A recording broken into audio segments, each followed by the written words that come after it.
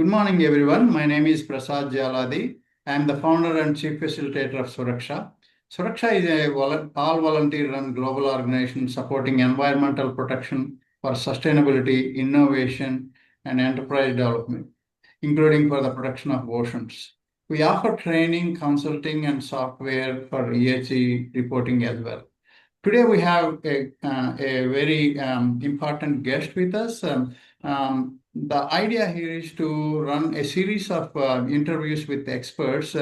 Today's our expert guest is Mr. B.V. Subba Rao. He got ample experience in several things. Mr. B.V. Subba Rao did masters in applied geology from University of Roorkee, DIIT, IIT Mumbai. He held positions like working with the central, state, and international agencies. He has a span of 46 years of professional experience. He participated in 5 global UN conferences, including Earth Summit 1992, World Ministerial Conference on Drinking Water and Environmentally Safe Sanitation in 1994. Presently, he is associated with Central University, Srinagar, and he is a former member, Lakes and Reservoirs, Water Domain, Bureau of Indian Standards, Government of India. So he is also a founder member, Save Our Urban Lakes, Sun Terra Foundation, etc. So let's hear from Mr. B.V. Subba Rao on his views on a few things. This meeting or streaming is very important because very soon on June 5th, we are about to celebrate World Environment Day. On June 8th, we are also about to celebrate World Oceans Day. So this has put a perfect stage to discuss on a few things which are going to be sustainable for our future. In other words, how do we steer ourselves as a sustainable civilization? With that, welcome Mr. B.V. Subba Rao Garu. Do you have to please say a few things before we take up with the interview? Thank you so much, Dr. Prasad, and my hearty congratulations to Suraksha and for this bold initiative towards water and environment, particularly in the changing dynamics of the development field. Thank you so much. You're very welcome, sir. I have to remind the viewers that Mr. B.V. Subba Rao is also a specialist and worked with IWRM, which is Integrated Water Resources Management, for a quite long time. He's also a founder of Sinterra, based out of Bangalore, and it is also operating in multiple cities in India and abroad. So another hat he is wearing is, as I mentioned earlier, on urban lakes and climate change as well. This is a perfect condition to discuss several things in a short moment. I have a question to begin with.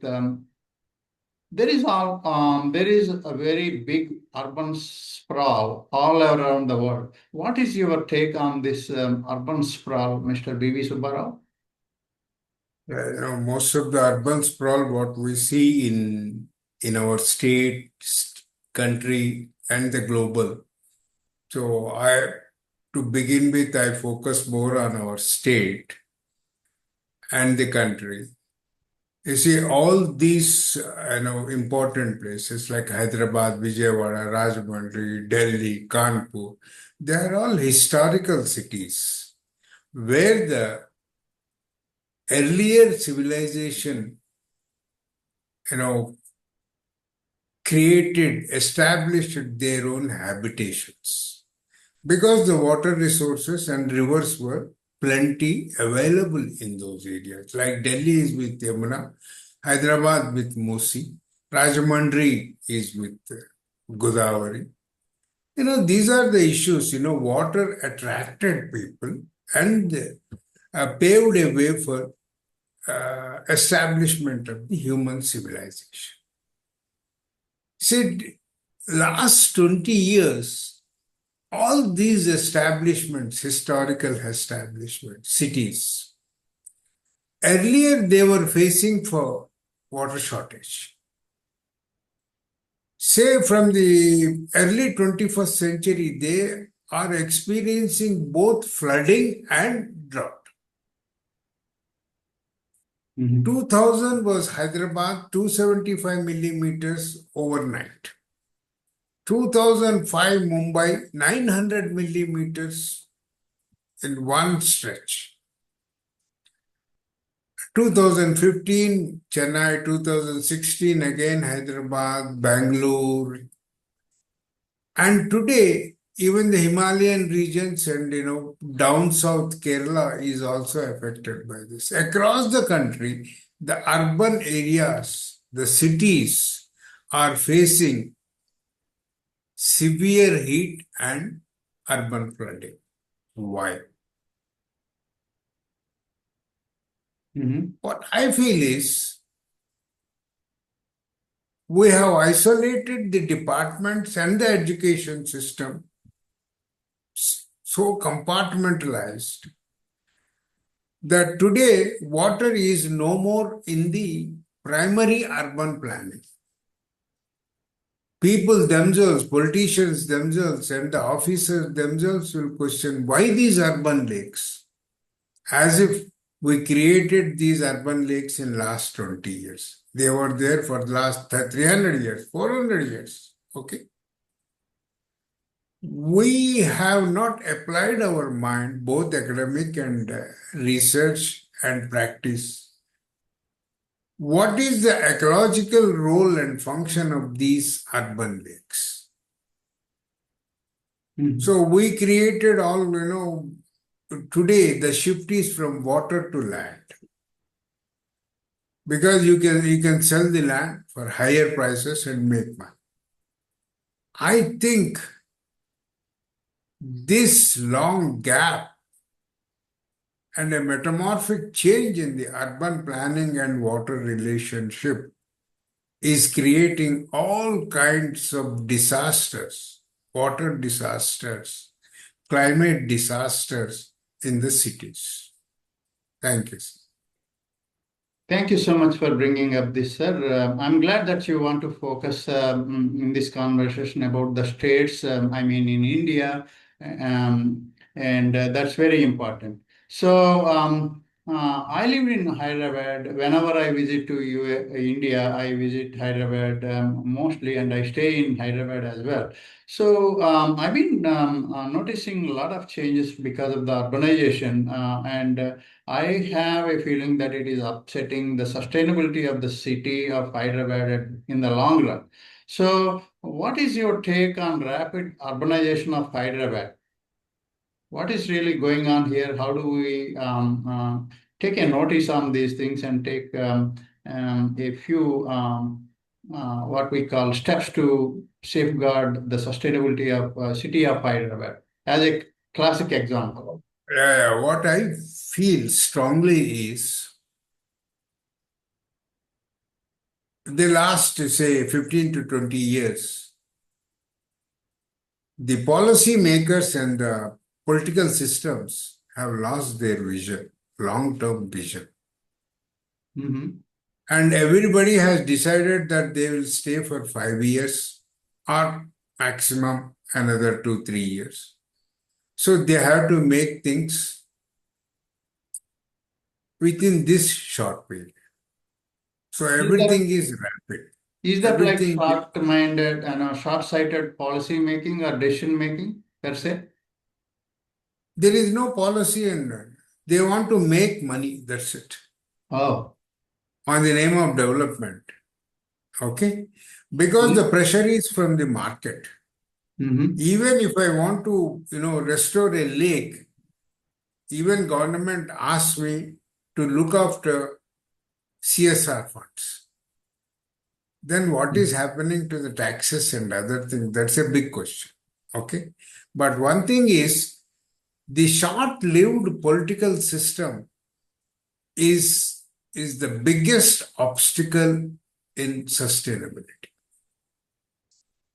We are not able to create, like, in 1960s and all, public undertakings, BHEL, HAL, and major industries that promoted polytechnic colleges, engineering colleges, parallel. Mm-hmm. Today, we do not find that kind of a synergy in a development sector. So, what we are looking at is we'll create a six-track road within 2 years, that kind of a thing. And we are losing our uh, a balanced mindset in the developmental projects. That is the biggest problem. And as rightly you questioned,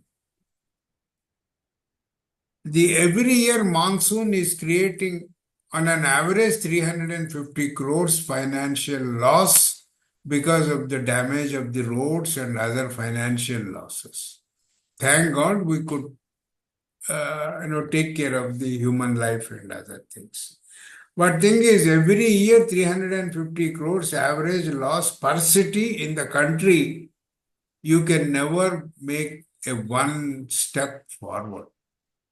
You cannot stabilize, you cannot sustain. So this has become a routine affair of abusing the public funds. Mhm. I have a comment here. I hear a lot from the state governments, especially in India, including in Telangana state, that they are adopting a lot of UN SDGs, so on and so forth. I thought that they are deep into the implementation of such UN SDGs. You've been involved in UN also. So I want to take your mind briefly on that thing. The other thing is, since you brought up this damage, I mean, due to the floodings and rains, whatnot, because of the global warming, etc. So how do we finance these things? In West, I know they deliberately tax corporations and also individuals within cities, so on and so forth. So I see a structured approach, but again, I see a lot of issues like the one you described. No city is immune to this kind of damages because of the global warming anymore.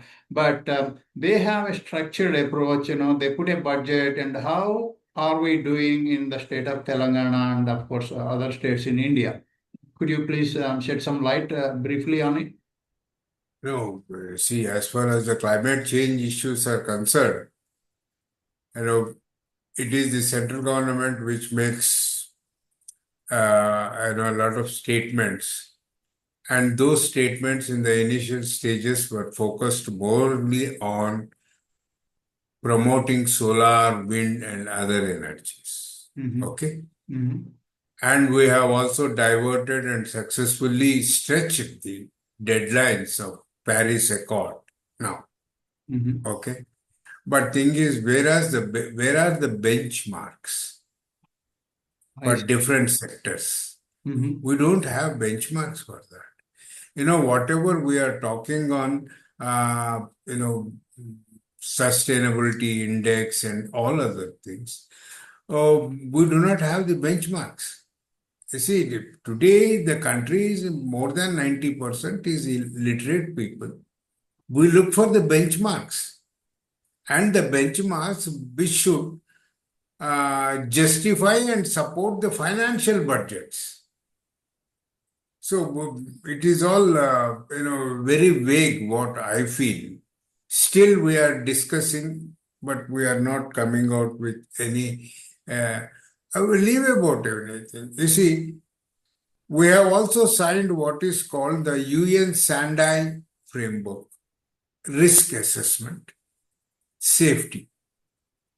To what extent we did the studies in Himalayan regions for hydro projects? Tesla Dam was washed away in 15 minutes, which is worth of some 10,000 crores. Is it the way we talk of UNAC, LCDs or whatever it is? We have signed several international, accords. It's not only the Paris Accord, climate change and other things. But I feel most important thing is the sand. So let's pay our attention towards the groundwater status in and around Hyderabad metro city.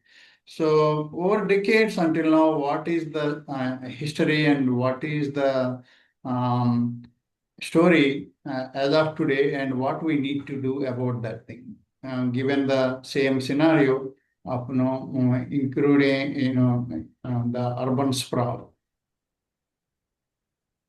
You see, one thing is all the conventional societies, including Hyderabad, they were following integrated water resources management. Okay. Mhm. That means whatever the municipality is supplying surface water, we used to enjoy it. And at the same time, most of the houses in Hyderabad had the dug wells in those days. It's not tube well, but dug wells. And that means they were using groundwater and surface water. Okay. Groundwater always backed the urban society. Even today, the government officials, they don't come with any figures, but it is almost 40 to 45% of the water needs, demands are met through the groundwater sources. You see, the house I am living, I do not have surface water, pipeline. So I am totally depending on groundwater. Okay. Mhm.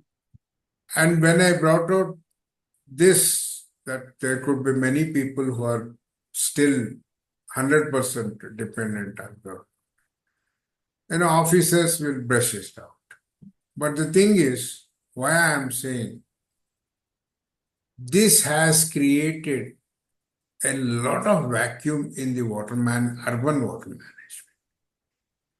You see, government only takes, say, it is supplying X liters of water or gallons of water to the city. And Y gallons of the water, sewage is coming, 20% of it. Okay. 20% we consume and 80% we release. Okay. But the thing is, they are not accounting the usage of groundwater and sewage generated by the groundwater. Mhm. It is minus. Okay? Yeah. So all our engineering calculations, pipelines only depend on the recorded pipeline supply systems. The moment sewage comes, Mhm. it topples the entire equations. And today, say from 1970s onwards, they stopped developing any, dedicated channels for sewage waters to flow out of the city. Mhm. That is from Amirpet itself, it is all gone. But today, you see, or today, last 40, 30 years, the sewage and the stormwater, they flow in the same natural nala, natural stream. Okay. Mhm. The stream naturally designed to carry the stormwater. Today, 365 days, my sewage is flowing. There is hardly 15 to 20% space left for stormwater to flow. Mhm. Nobody admits this. May I ask you one question, sir? This came to my mind just now. So we talked about rainwater and we talked about groundwater. The city brings in drinking water and water for other purposes from rivers also, meaning rivers nearby like Krishna and Godavari. So we have to account for that water and the sewage water also into that, right? Yes, in 70s we shifted to Manjira. Mm-hmm. And from Manjira 123 we shifted to Krishna 123. Mm-hmm. And now to Godavari. Mm-hmm. Okay. But yes, even these waters which we are bringing externally, we are consuming and catering to the needs of the newly migrated urban population. Okay. Mm-hmm. And newly migrated urban population in peripherals like Gachibowli, beyond Gachibowli and all. The groundwater has already gone some 300, 400 feet down. Mm-hmm. Okay. Mm-hmm. And then do we have any, preconditioned mandatory guidelines that, in this particular peri-urban area, you must recharge so much of water? We do not have. Hmm. So And you, sorry, sir, another thing is the external water what we are bringing is adding external sewage volume to the city. Mhm. So that is also aggravating the monsoon floods and Mhm. otherwise. Mhm. And this is the primary cause which pinpointed in Warangal city. So we do not have any vision for water infrastructure. Mhm. Freshwater flows, sewage going out, how you carry out all this, and the local water resources. You have, for every 4 square kilometers, you have one lake in the city. Mhm. Okay? Mhm. So you are not accounting all these things.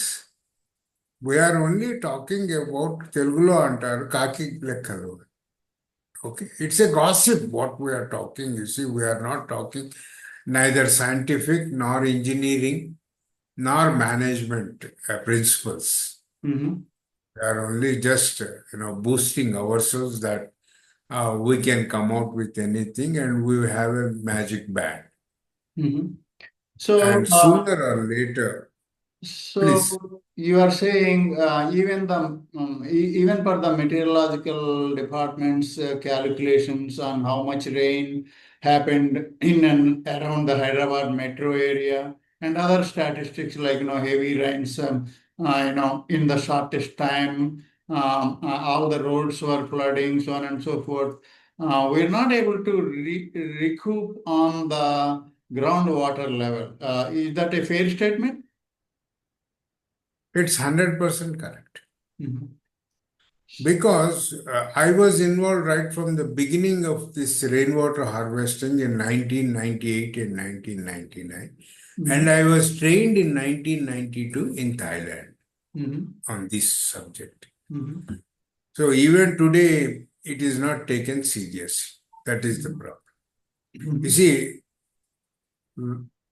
even government mandatory and GO are very superficial. Mhm.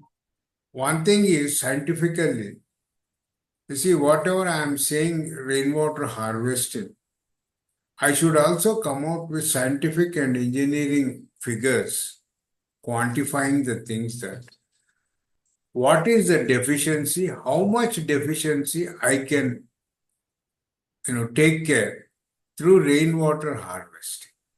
Okay, Yes, sir. sir. Yeah. So we have a hard stop in 10 minutes. So let's talk about global governance and sustainability of Hyderabad water supply, including drinking water. You see, these are two wide Yeah, questions. One let's is condense it global. for today for the knowledge of our audiences. We can expand on these things later on. So, Okay, okay, no problem. You see, one is the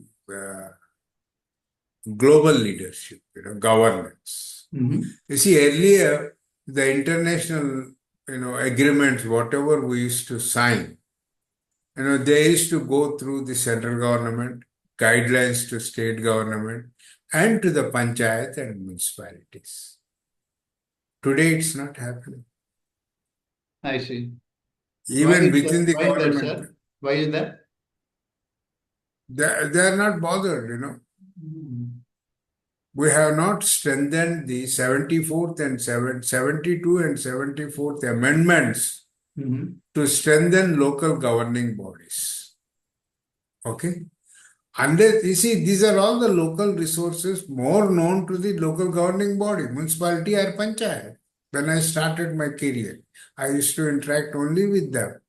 And today, even for my village, I have to go to the mind irrigation minister, and does he know about that village and the water resources? That is the problem, actually.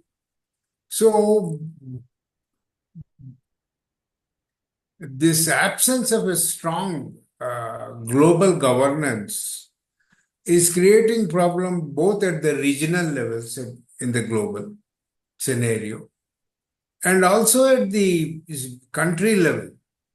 Mhm. You have these regional wise conflicts and all, we are not. And to uh, camouflage this, they say we are coming out with a river connecting project. Projects. That's all. As if there is no management practices. Yeah, I have to share one thing here, sir. I live in Austin, Texas, and there is a similar urban sprawl there also for since a decade or so. So I've been hearing from the local government officials that we need more than 20% plus rain to cater just for the drinking water. All the lakes are drying out. So this resonates what is happening even in the West also. So we all need to work together on this. We all need to educate everybody on these things, including politicians, to make proper actions on these things and laws accordingly, so that we also can have a tab on urban sprawling or urban development, so on and so forth. So let's hit our final item on sustainability of Hyderabad water supply in drinking water, especially. You see, most important thing is your earlier question, penultimate question. Mhm. You see, the most important thing is we need to mainstream water resources planning in the urban. You see, you cannot separate human establishment and water separate. Shall we Both add are. the water required for animals also? Because No, there no, is a lot of. those are the secondary things, and we need to look into all other aspects of it. Mhm. But most important thing, what I would like to place before your channel is we need to intensify the outreach to reaching out the common man on three aspects of it. Mhm. The ecological function of urban lakes. You see, they regulate the floodwaters, they recharge the groundwater, they keep regulating the local climatic conditions or weather conditions. Okay? Those are great suggestions. These three things we have to go very strongly, widely across the world because everybody thinks, we get water from San Francisco or we say we get water from Godavari. It is Mhm. not the issue. In spite of technological and management education levels gone up in this country, are we using this to take care of local water resources? No. So we need to think, we need to it's my humble request, if you can think that, this outreach program to reach out. I can also connect you to one of my friends from Mexico. She's Sure. a legal practitioner but works on water. Thank you so How do much. we connect ourselves in taking out an intensified, focused outreach programs to influence the mindset of the people? It Yeah, is that's the great. people.